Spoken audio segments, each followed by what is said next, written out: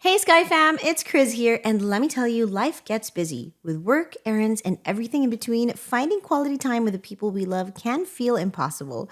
But you know what always brings us together? A good meal. Craving a meal that brings everyone together? 24 Chicken's the answer. Their perfectly seasoned chicken is the star of any gathering, from weeknight dinners to backyard barbecues.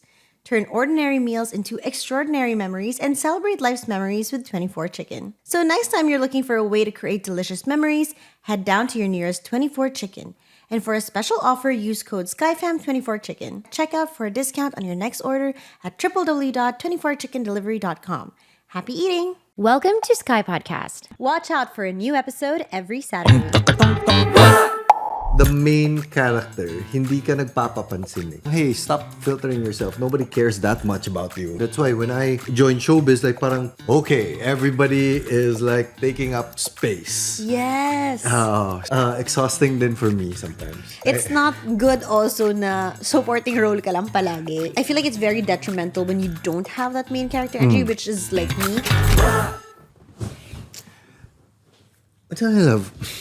Welcome back to the channel, Sky Podcasters. Yes. And you know what? We were in a wedding recently, and then it's so amazing. When people approach us, about half the time, yung intro is, hey, I listen to your podcast. I know. Diba? Na hindi siya yung, YouTube, yeah, minsan, but It hits different when they mention na nakikinig sila ng Sky Podcast. oh, and they're so excited. And I feel like when I look at them and they say, hey, I listen to your podcast, yung, okay, Like-minded tayo. meron tayong relationship or connection on a different level. Iba din yung level na, hey Slater, thank you for your vlog, nakakatulong sa bahay namin. Iba din. Pero pag podcast, most likely magka-vibes tayo. Oo.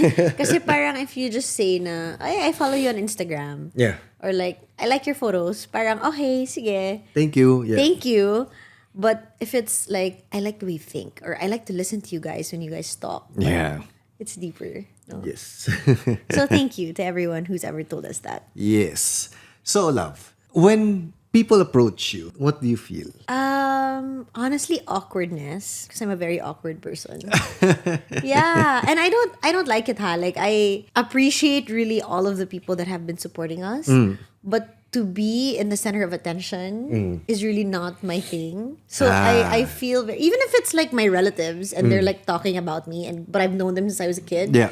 But like when all of my aunties are like, hey, how's life? La, la, la, and they're all looking at me, or even if it's like classmates in school, parang ayoko na ako yung center of attention. Like, this is awkward. Look at somebody else. Somebody else be the bida, not me. I think it's the introvert in us that we overanalyze things. Di ba may mga tao na may main character energy talaga? Like, Palagi natin kaya sinasabi. nila. Gusto nila. Kahit saan sila ilalagay, like parang main character energy. Yeah. Yung sa atin kasi, people expect us to have that in a sense. Yeah, like Kasi, I remember we were talking to someone in the industry.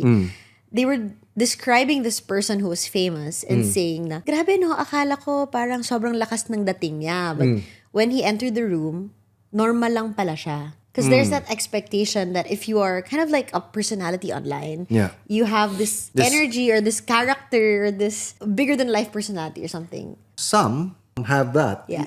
It shows on screen and it shows in real life. But you may be surprised, like most of the people that we meet, when you meet them in person, parang more than half the time, it's like, I didn't expect this about him or her. Parang there's a dimension to their personality you don't quite get from just following them online. Yes, it's not necessarily a good or a bad thing. It's just a different set of expectations. Someone was telling me kahapon na, uy, alam mo, grabe yung speech mo, grabe ka magsalita, grabe ka.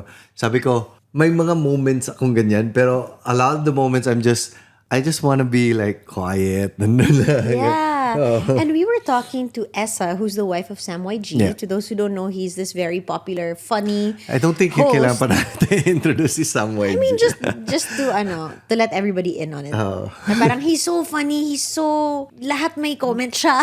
Ganun, nakakatawang yes. tao, host siya. So, sabi ko, grabe no? Parang, how does Sam still have the energy? I think at that time, he came from an event, they went to another event, they went to a wedding to host it and all of these things. And then sabi niya, you know what? Pag kami lang dalawa sa bahay, sobrang tahimik niyan. So, he can turn it on and turn it off. Oo. I think pareho sa atin, I feel like an introvert and then you learn the extroverted skill. When you have to. Yes, but naturally, pagkatapos mong kumambyo, when you have to, I still go back to my safe space. I still go back to like being a loner or like... And recharge. Recharge talaga. Yung... But I think yours is different, my love, because you started out as an introvert and then went into showbiz where they kind of taught you how to be an extrovert. Or you kind of learned it from your peers, right? Like, Yes. okay, this is how they do it. Okay, I'm gonna emulate that. Or as for me, I don't know if I was an introvert before. Basta, I was just a normal life. Normal. Half-half na lang, sabihin natin. Oo. And then I only ever like posted online, which is still by myself. And now in front of the camera, which is still by ourselves. Yes. So, you know, back in the vlogging website days, wala naman akong audience. Yeah. Instagram, walang audience. It's just online. It's just numbers. So then when I meet people outside and then these numbers are kind of converted into real people, it's overwhelming na, ganito pala. Ganun yung feeling. Yeah. I think, as a normal introvert, and this is just me and my, and it's not proven in science or anything, feeling ko lang talaga na, ang introvert, we tend to analyze our relationships and our interactions very, very much. We tend to be a little bit more calculated with that interaction. May I say something wrong? Baka ito yung tingin niya sa akin. Mas ganyan tayo. The extrovert is more like, okay, everybody's just my friend. Parang ganyan. So, that's kind of like what I try to learn also na parang, hey, stop filtering yourself. Nobody cares that much about you. Yung parang, ikaw lang tumitingin or ikaw lang nag-iisip niyan na ganyan ka. Ako, now, I know that I'm an introvert now. I feel like before I wasn't so much of an introvert. I was kind of just like, I don't really care. This is me, whatever. Kung gusto ko tahimik. Kung gusto ko maingay, ganun. Now I'm much more of an introvert just because I feel like, feeling ko na-overwhelm ako sa dami kong social circles siguro or ewan ko. But I don't feel that way that I'm thinking about what other people think about me. It's just... Maybe it's just me. It's just, I don't like people to notice me. I don't have a main character si Chris, energy. I'm a shadows kind of girl that I realize. Yeah, when you look at Chris in her vlog, parang siya, very, very at ease because of course your vlogs are usually at home. Yeah. And then when she talks, she's a very, very good public speaker, I would say. Naman. Yeah, sa mga events and everything. But in reality, paminsan inaway niya ako. There were instances where inaway mo ako na when I put you in the spotlight. Yeah, I don't like it. Like when even in family gatherings, like Yes. parang, oy, tingnan niyo yung bagong ni Chris, oh. Ang ganda, yung bagong dress, yung bagong Like, for example, if I purchase something, it's just for me. I don't like to show it off. Or I don't even buy it for the sake of makita ng iba. Para sa akin lang talaga. So, he knows, because he's my husband and I'm with him all the time. So, he knows how excited I am about, let's say I bought a ring or something. So, Slater knows that I've been thinking about it for so long. And then he's excited for me. So, he shares it to his, let's say, family. Like, oh, she bought a ring on our last trip. And I'm just like, girl. Oh, like, don't tell. Or even like, okay, galing kami sa trip, let's say Paris. And then pagbalik, anong ginawa niyo? Uy, si Chris, tingnan mo yung bag niya, binili niya yun sa Paris. I hate parang naano siya. Ako naman, baliktad when it comes to those kinds of things. Like, I feel like that's how I can connect with other people. Yeah. Let's say, for example, Chris bought me a nice watch, a vintage watch during, basta, binilhan niya ako. Tapos, like parang, I have a few friends na mahilig din sa ganyan. So I don't see it as showing off. Ay, tingnan mo, binilhan ako ni Chris. Ganyan lang. I don't naman see it as showing off. It's just yung attention. Yes. Or even when I am the one, I tend to be louder when it comes to pag mga interactions with friends or interactions with family. I'm usually the one that parang one of the people na nagsasalita. Yes. And then si Chris, huy, baka next time, Nick, don't talk too much. Baka ito yung sin. So ito yun. I think, di ba kanina sinabi ko sa'yo na we tend to filter all the things that we are saying and like we tend to overthink how we present ourselves. Even you do that towards me. Kahit sinabi mo na hindi. Uy, sinabi mo yun kay baka ma-hurt siya, baka maano siya. Uy, si mami, sinabihan mo ng ganito. Baka hindi type ni mami yun, ha? Yung parang, okay, yeah, it is good that we are self-aware in that sense, but I feel like kailangan din siya ng cambio paminsan na, hey, not everybody is thinking of those levels na ganyan kalalim. and like all these other dimensions within reason. Anyway, main character energy. Oh, how do you think that relates to introvertness, extrovertness? Do you feel like all of us need to have main character energy? I have a friend na excessive yung main character energy niya. So, minsan, it's a bad thing because sometimes not a lot of people are okay with there always being a main character. Or like, for example, parang lagi kang star sa barkada mo. Pwede naman give chance to others, mga ganyan. Pero, sometimes it's good also. Like, for example, when you're, let's say, with your family or with our friends, and Slater has this main character energy where, I always tell you, like, the conversation always gravitates towards what you do, what you're up to. And then at the whole dinner, it's always, I just hear your voice. No other voice. But it's not a bad thing because people are genuinely curious about what you do and you're able to eloquently share, your side and all of these things. I think that's fine. I think there has to be a balance between both. Kasi ako naman, wala talaga akong main character energy, which is a bad thing. Kasi even when people ask me, like last night, we were at this wedding for my nephew and my aunt told me like, oh, hey, come join us because some of the entourage wants a photo with you. And I'm just like, no, I'm so shy. I'll just stay here by the side. Oh, please don't put me in the middle. Like, just gonna pass the side, please. And then she just looked at me like, don't be like that. She was just looking at me like, what's wrong with you? Like, it's just a photo. And sometimes that can rub off on me. Kasi when you make comments about these types of things, like parang, mali pala yung ginawa ko. Like, you comment about when we go to these big events, I'm always like, hey, I need to say hi to that person. Say hi. I usually just go around because I feel like people know us and gusto ko lang na, okay, just say hi. Yes. Ganyan. Nothing naman na out of the ordinary. And si Chris would be saying like, you don't have to say hi to anyone. Let's just go to our table. Yeah, for me, I'm just so, di naman sa conscious, but parang, lang ako, ayoko lang talaga. Like, because I feel it's like, an introvert in you. yeah, especially now, I think post-pandemic or now that I'm a mom. Mas lalong lumala. Or I think it's when kind of a lot more people recognize me in person. Because, I just really like to be behind the camera. Yeah. And all my life, I've been the youngest. So I've always been the daughter of this person, the granddaughter of this person, the sister of this person. It was never me who was the main character.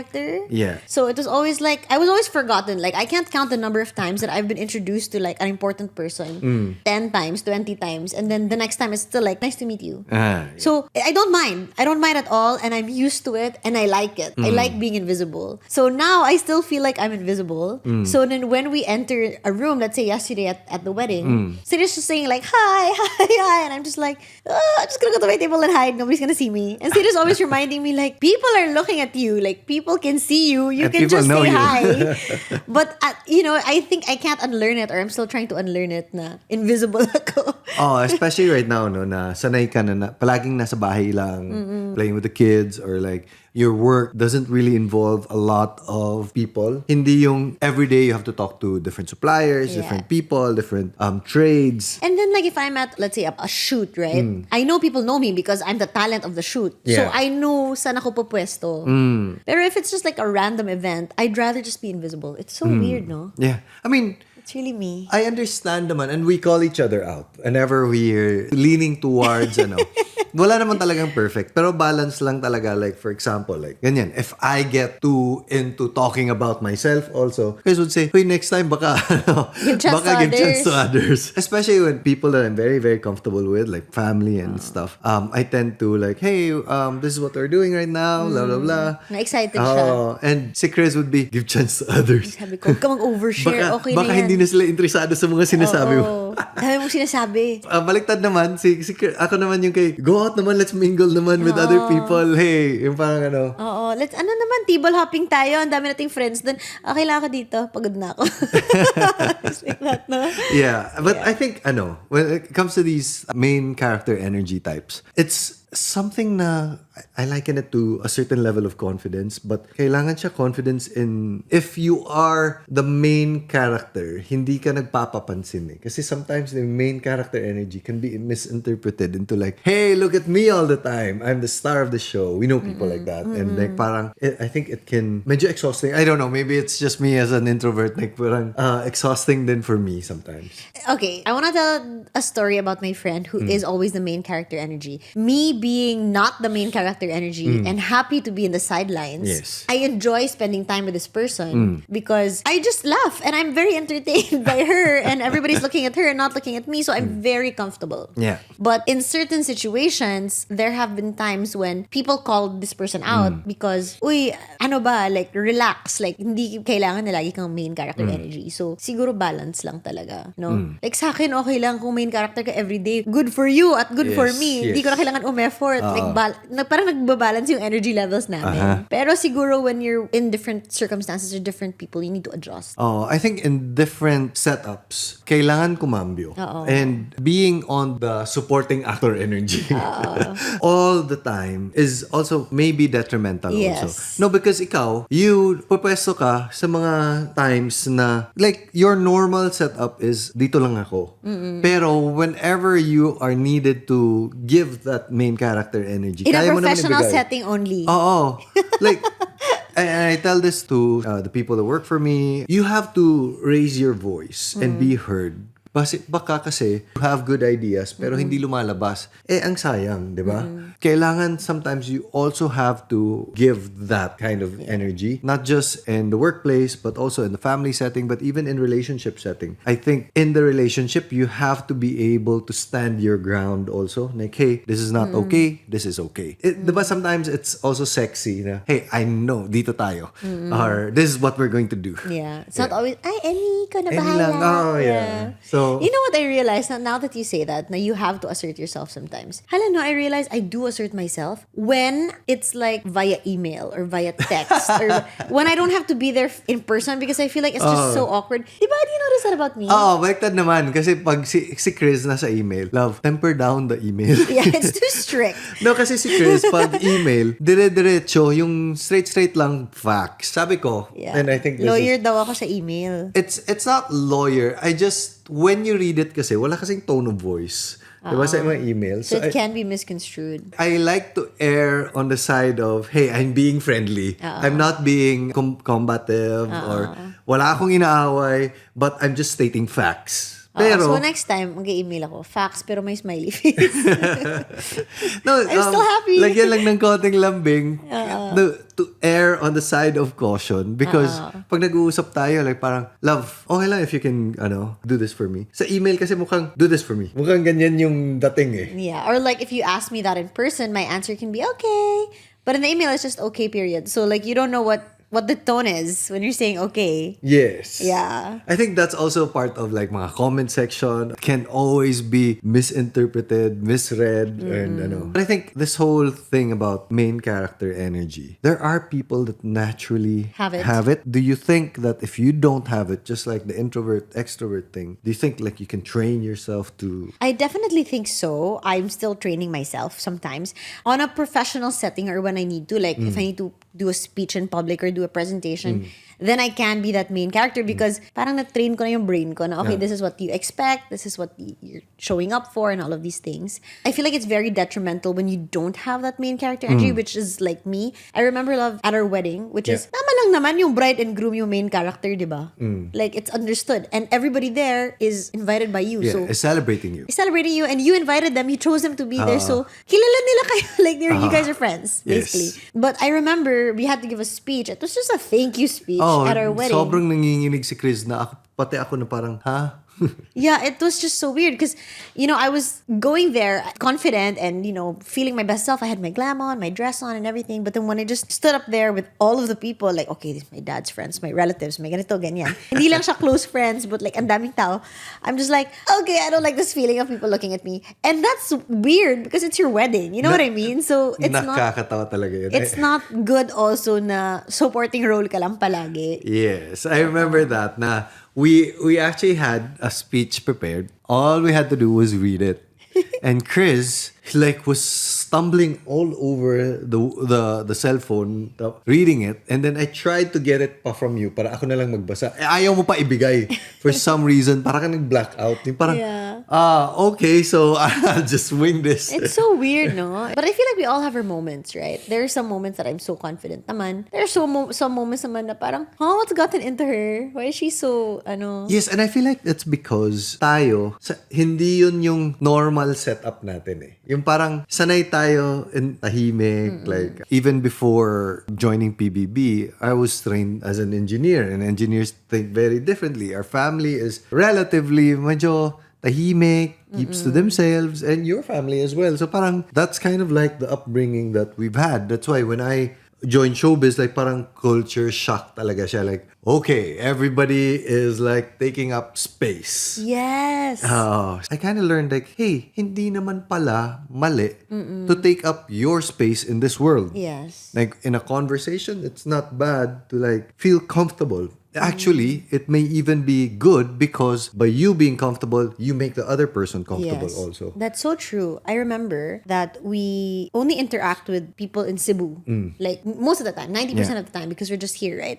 And our friends are genuinely in the same vibration as us, same wavelength. So medyo very chill. Yes. Chill is the best word. It really Relax is about lang, ganon. the people you hang out with. Oh. And then we recently went to one of our friends' weddings, and it was a very star-studded wedding. Daming mga celebrity, VIP, showbiz personalities. So pagdating natin sa breakfast the first day, I remember parang, oh hi, good morning, how was your night? Oh hi, ganito, ganyan. Tingin na kami later, extrovert talaga taga Manila, no? Ganun yung reaction namin. Like, no, it's not taga Manila. It's more of that crowd. Yeah, but it was just like because we're so used to operating on this vibration that when we get to another one, it was just like, oh yeah, we can be like this pala. And because they were so nice and friendly and it was just normal for them to say good morning.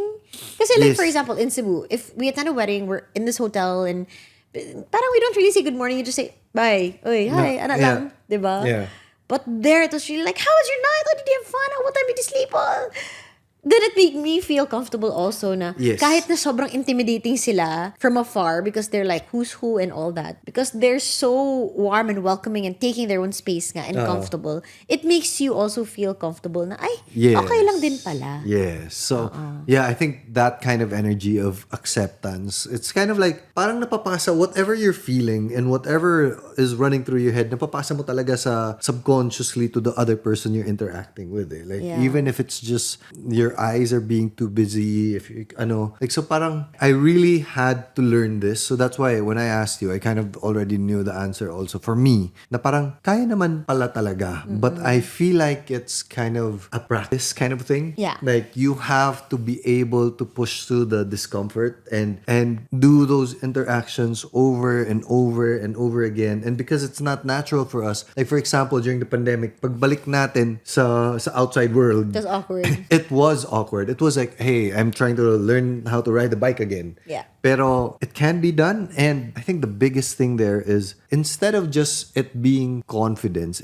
there's also competence that's involved. Developing the social skills to actually make other people feel comfortable. Medyo matagal talaga ko tong inaral na how do you talk a certain way, how do you answer a certain question, kasi paulit-ulit naman to after a while, diba? Like, parang ganyan. So, ganyan lang. And I feel like in the work setting, what made me be a little bit more confident in myself, different scenarios, is just knowing that confident ako na competent ako.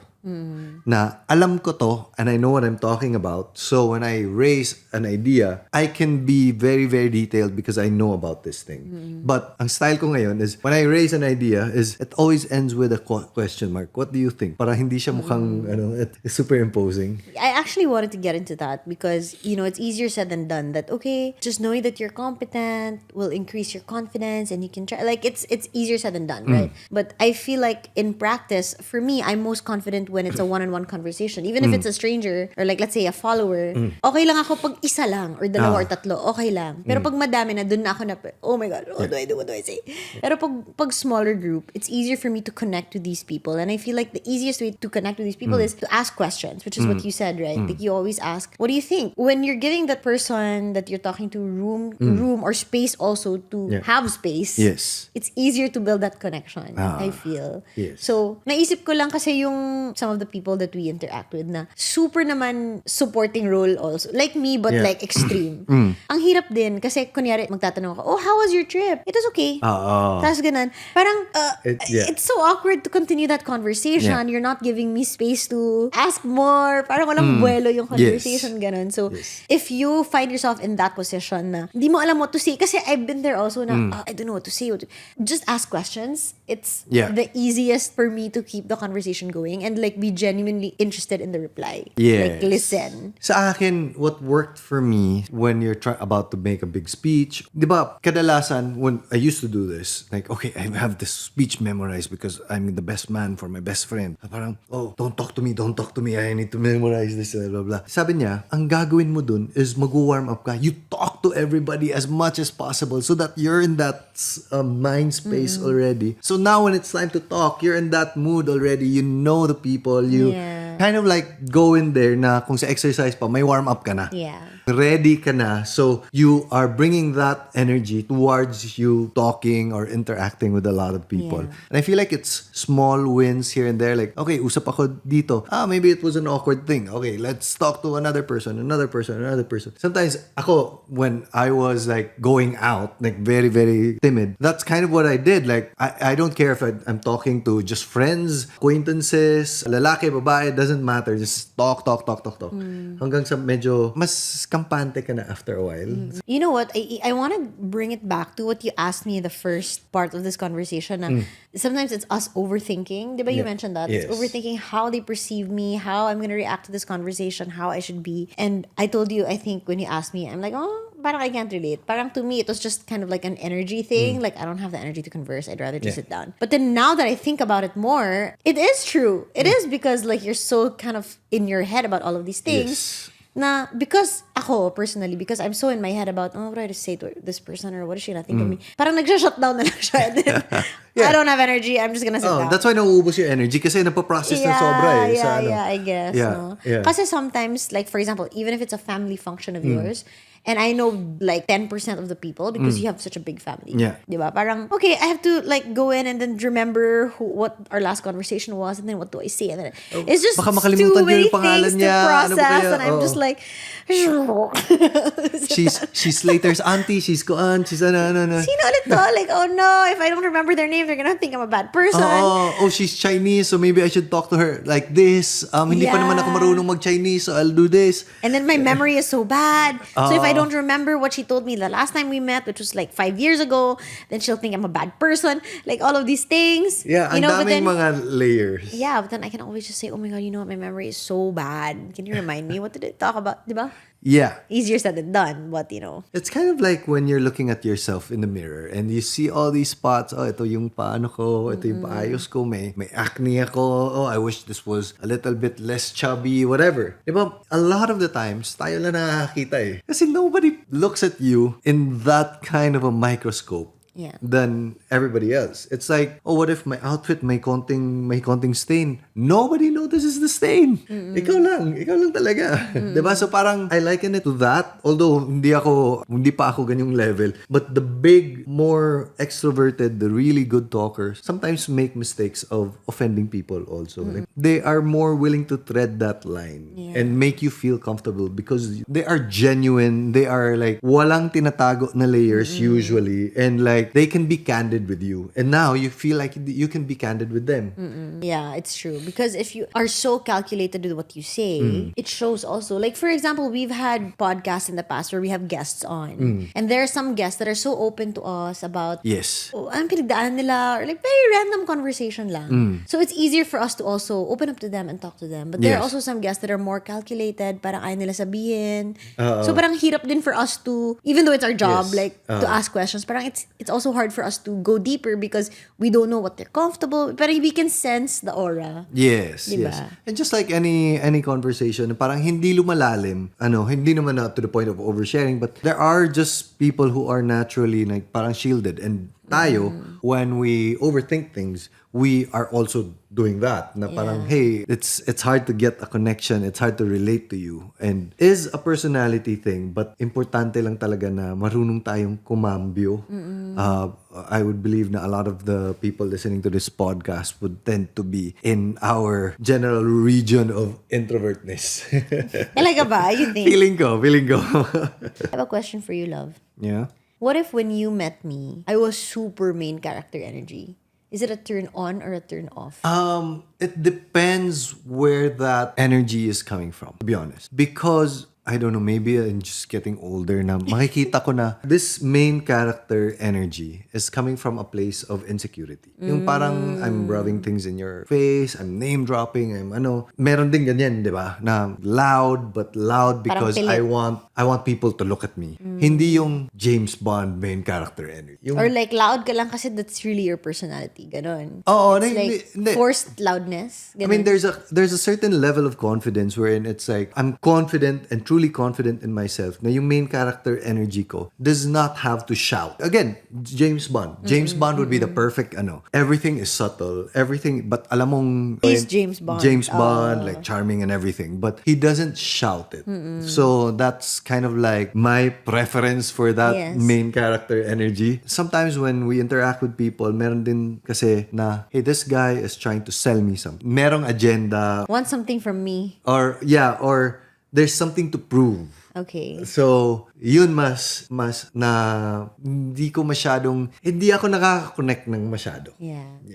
Do you feel like main character energy is defined as your loudness or your energy that you put out? Because we can also argue and say that having main character energy is being confident in who you truly are as a person, right? So if you're James Bond at gusto mo tahimik ka lang pero marunong ka main character ka. But what if sasabihin ko na, okay, I know myself and I'm very confident that I want to be the shy girl. I'm very confident that, okay, ito lang ako. Yes. Posible din na that's my main character energy. That the main character is a shy girl. I think it's a